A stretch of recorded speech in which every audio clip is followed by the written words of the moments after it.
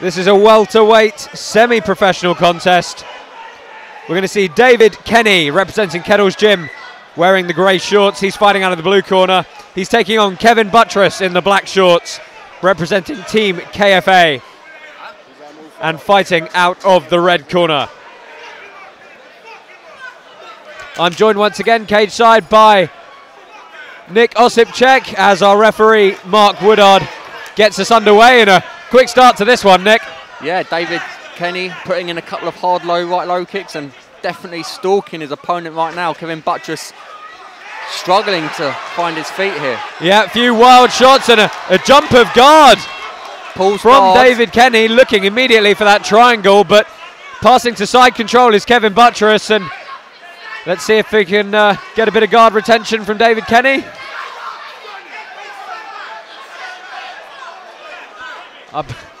Apologise, the other way around.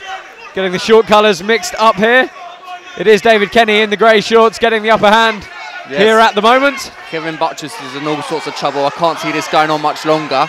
Huge, wild hooks, but firing back now is Kevin Butress.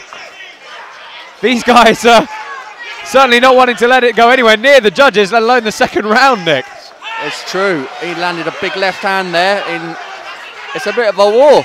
They are going for it. David Kenny's done a great job of throwing these wild strikes, but then immediately Nick mixing in some knees in the clinch. Oh, but he eats a straight right hand from Butress. That was a lovely straight right. Really used his long arms there, and he got a good result. Yeah, Butress choosing to dive straight into the guard of David Kenny, and he's got to work to defend this Kimura here. Lovely use of the Kimura to turn it into a sweep by David Kenny, but this is semi-pro, there is no ground and pound. Butress may well be kicking off the wall here for a reversal, so that's something David Kenny has to look out for. Yeah, we've already seen though, Nick, some good fundamental jiu-jitsu from David Kenny. A hip bump sweep to mount, as simple as you like, but it was effective there for the man from Kettle's Gym. I think you called it well though, Nick. Mr. Butress really should be looking to put those legs to use, try and generate some power and get some sort of explosive escape going here.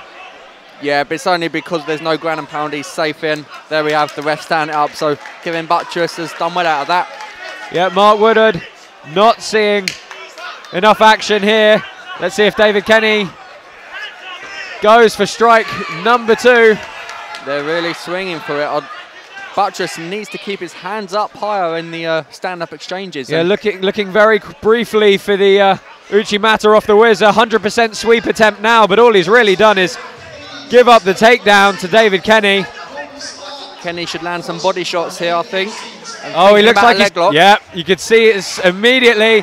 He's reaped the knee very well, going belly down with it.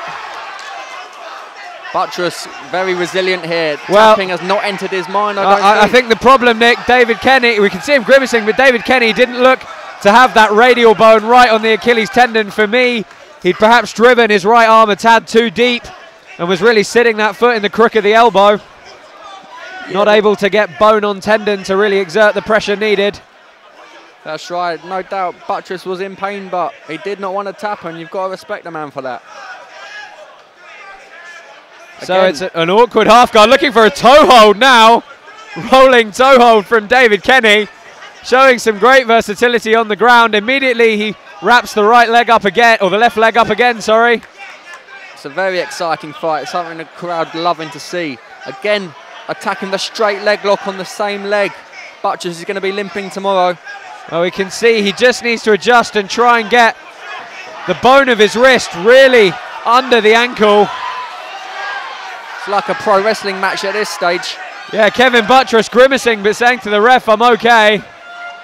Well, end of the first round there, Nick. Do you think he's going to put some weight on that foot now? Well, he's still on the floor at the moment, but it's a great fight.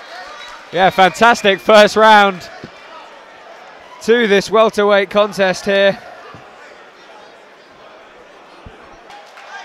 Well, second round about to get underway here, and we can already see that Kevin Butress is still in pain from those leg lock attacks of David Kenny, who is looking very calm and confident as he stalks forward.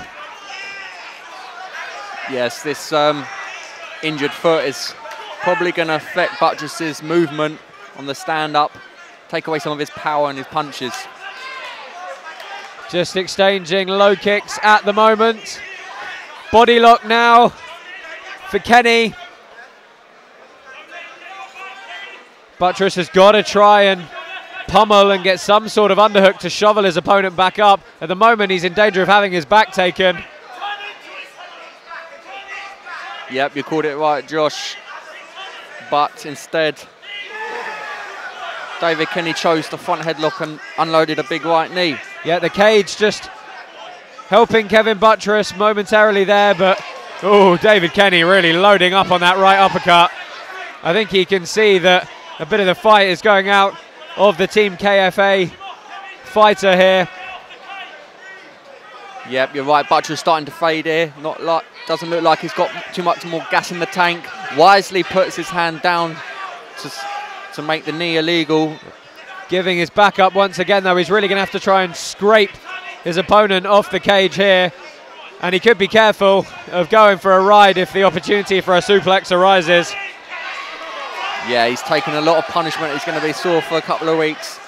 But he'll do well to ride out the rounds here. Well, once again, not able to make it to the back is David Kenny, but he's very much in command here as he looks to drive forward for a double leg. See if he can connect his hands well. There it is. Kenny's come in excellent shape for this fight. He's still going strong. Again, he achieves a mount, but unfortunately, semi-pro fight, he's unable to make the most of it with ground and pound. Now, ordinarily, Nick, I'd be saying I'd really like to see him tuck his feet in a bit more in that mount, but I've got to say there is a bit of a lack of groundwork fundamentals from Kevin Butress here. Yes, from our position, we see Butress's half guard completely open, so it would not take much for Kenny to pass into side control. Now, what should Kevin Butress be doing here? He's got that whizzer, but wouldn't an underhook be a bit more offensive for him, Nick? Yeah, absolutely. Wants the underhook. He's trying to attack Frank Mir arm lock here from the bottom. Inside shoulder lock from the bottom. Kenny looking for the leg again, potentially. Now he's passing. Lovely opportunity for a simple over-under pass here. Just going to sit and pin and punch in half guard a bit more, though. Looking for the leg still. Yeah, he's really being incredibly telegraphed with those turns for the leg locks, though. That being said, I don't think he really needs to worry. Toe hold, scramble, who will get on top? The fitter man does. Again, looking for that toe hold. He's got to try and really tuck the foot to the backside of Kevin Butress. Butress could have attempted his own toe hold there. Yeah, you're absolutely right, Nick. Very common position we see in grappling is a battle of toe holds. Scramble now, and coming out on top again is the man from Kettle's Gym. Yeah, outworking him. The fitter of the two. Butress is going to have to pull out a miracle submission here. Yeah, he just doesn't appear to have too many answers for anything that David Kenny is throwing at him here in this second round. I can't remember ever seeing so many leg lock attempts in one round before. Tell us how he needs to cinch this toe hold up, Nick, because he's had a lot of opportunities to work this. Well, he needs to control the whole of Kevin Butress's leg and keep it bent. With the toe hold, you want the leg bent. Applies more pressure to the knee, it's far more dangerous. So, last 10 seconds of this second round really has been all David Kenny. Very little offense from Kevin Butress. And you know what, Nick? I'm thinking perhaps a 10-8 could be on the cards there from the judges. Yes, David Kenny definitely deserves the win there. He tried to finish it right up to the end. That's what I like to see. Ladies and gentlemen, we have on to the judges' decision. And the judges have scored it on a majority decision for the winner